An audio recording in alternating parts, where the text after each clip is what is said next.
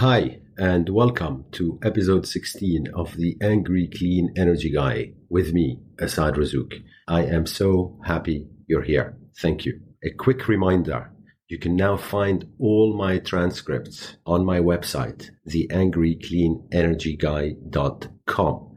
And I hope you find these useful and helpful. This week, I am going to rant about a virus infecting sustainability. Big oil is deliberately poisoning what sustainability means, diluting its impact and reach, and I will show you how. They're doing that in plain sight, borrowing the green and sustainability space language, applying it to terrible initiatives and companies, all designed to propagate our use of harmful fossil fuels and indeed increase it rather than decrease it, when everyone knows we need to phase out our use of gas, oil, and coal by 2050, and we need to power the world with 60% renewables by 2030 in order to avoid catastrophic climate change, which I guess oil executives don't give a toss about. I hope their families and children are listening to this podcast and talk some sense into them.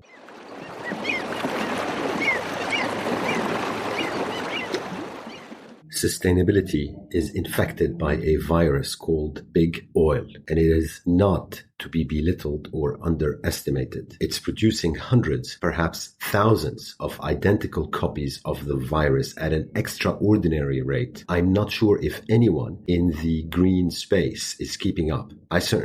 I'm not. In this episode, I will take you through this virus because I honestly cannot believe the scheming and sneaky stuff the oil mafia is up to, smack bang in the sustainability space. First, these viruses are being spread by an organism hiding in plain sight, the wonderfully named Oil and Gas Climate Initiative and all its members. You can find it at oilandgasclimateinitiative.com. And let me name the members. You've got Exxon, Shell, BP, Total, and Chevron of climate obstruction, climate denial, and bad lobbying fame. You've got China's CNPC, Italy's ENI, Norway's Equinor, Occidental Petroleum of the US, Mexico's Pemex, Brazil's Petrobras, Spain's Repsol, and the big monster that's Saudi Aramco. Here is my advice to the members of the Oil and Gas Climate Initiative. If you actually mean some of the crap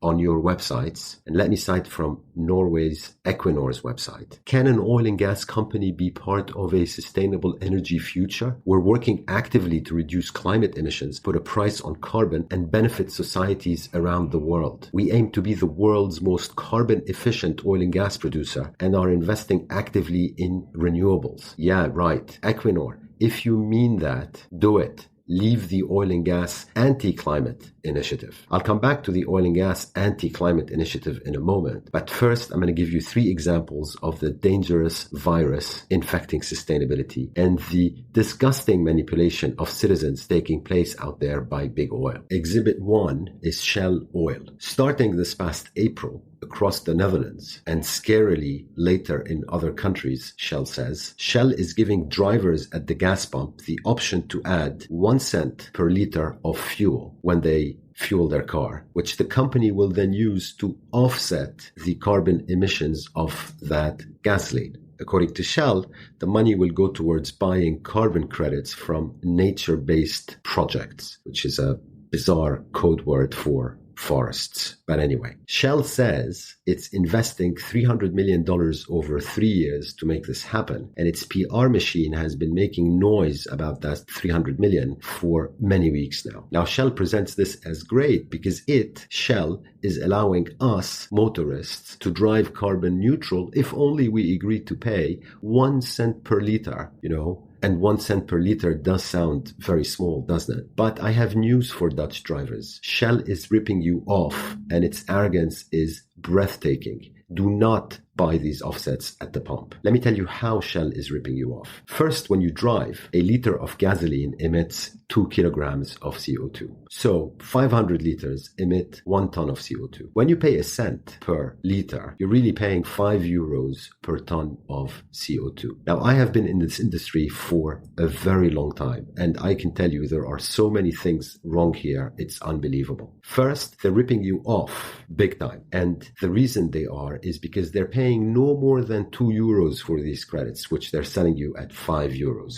So that's 2.5 times their money right there. You know that alleged 300 million investment in forests? They're selling it back to you for 2.5 times what they paid. Second, they're pushing responsibility for everything they have ever done to you, the Dutch motorists to start, and you, the lucky global motorists when they get around to it. Instead of doing the decent thing, which is to invest in respectable projects that generate carbon credits with integrity, then retiring these carbon credits, or in other words, buying them, then canceling them, and therefore writing off what they spent on them. So instead of buying these carbon credits and retiring them, and then coming to us, the consumer, to say that they are trying even a tiny little to offset the damage they're doing to our health and to our environment and to the entire planet and to everyone on it, people, animal, and plants, they're refusing to take any responsibility whatsoever. Then on top, instead of just stopping there, they want to rip off anyone driving a gasoline car worldwide. I mean, the arrogance and lack of morals, of basic decency are breathtaking. What Shell should do instead is really simple. The carbon credits it buys should be at no extra cost to you, the motorist, and from accredited organizations that support environmental projects with integrity around the world. There are many of those. So Shell, you must do the right thing. Stop ripping off motorists. Stop selling them carbon credits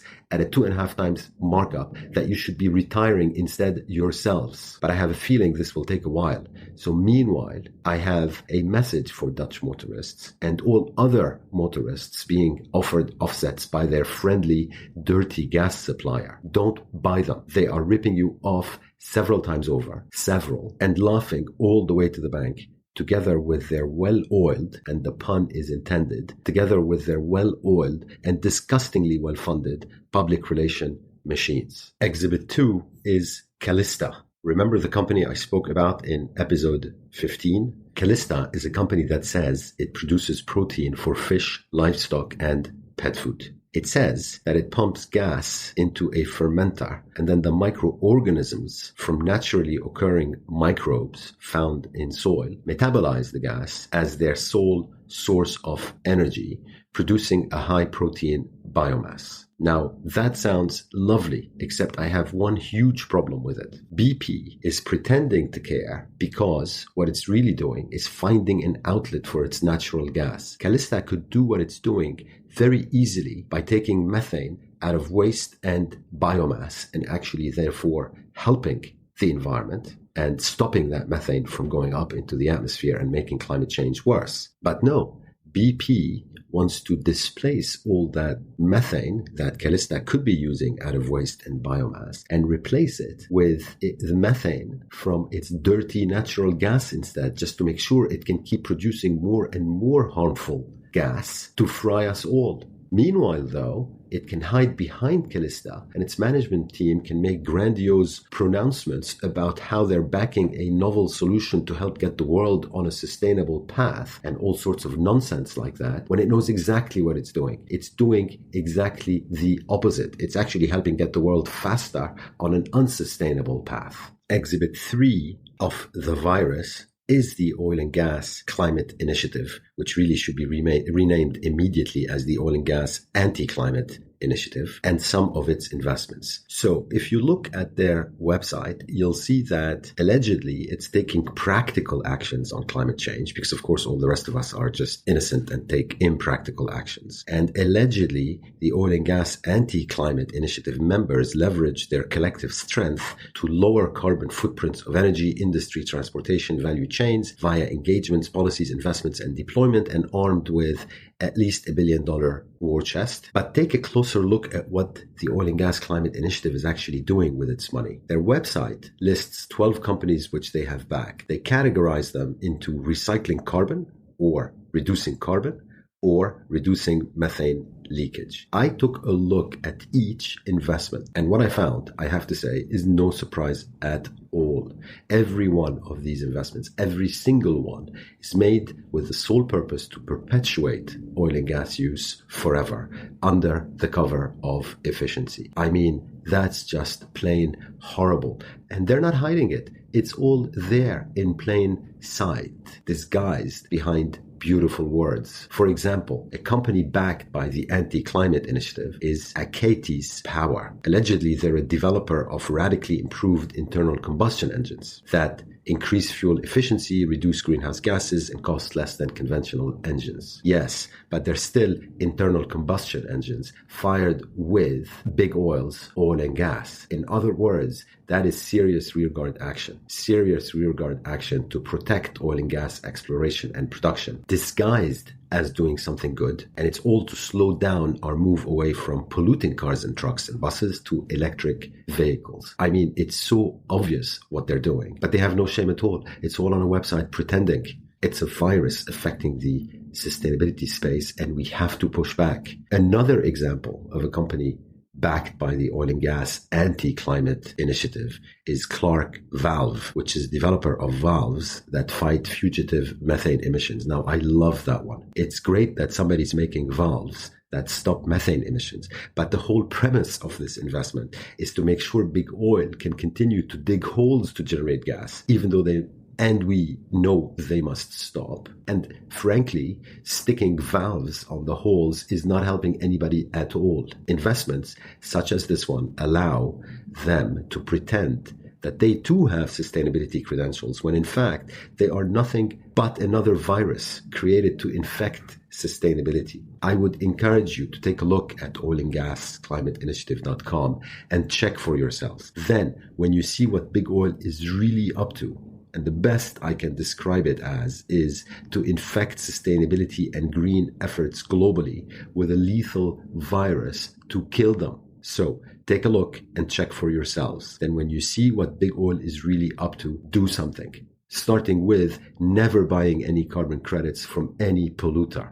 And there are signs of change. Just in the last 10 days or so, the head of OPEC, for example, actually stated publicly that he was being asked about the harmful impact of oil and gas by his own kids. A British institution called the National Trust divested, and it was swiftly followed by two others. BP made an announcement acknowledging that some of its oil won't see the light of day. The Shell boss, pretending, said net zero is the only way to go. Words, words, words. Oil and gas, these two words, became a dirty word in a rebranding of the FTSE Stock Exchange Index. And finally, the FT started highlighting shorting opportunities, starting with hydrocarbon projects. So it's not all bad out there, but we have to call a spade a spade. And oil and gas hiding behind words such as sustainability and efficiency to propagate the use of oil and gas forever is something we have to push back hard against.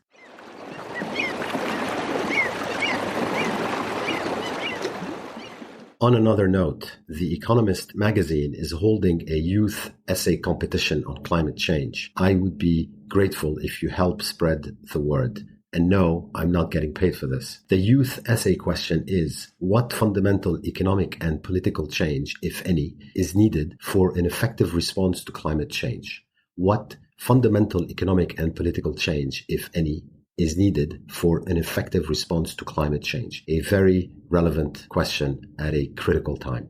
The Economist competition is open to people between the age of 16 and 25, and your deadline is 31 July. They will publish your winning essay, and you will be invited to their annual Idea Summit, all expenses paid. Good luck.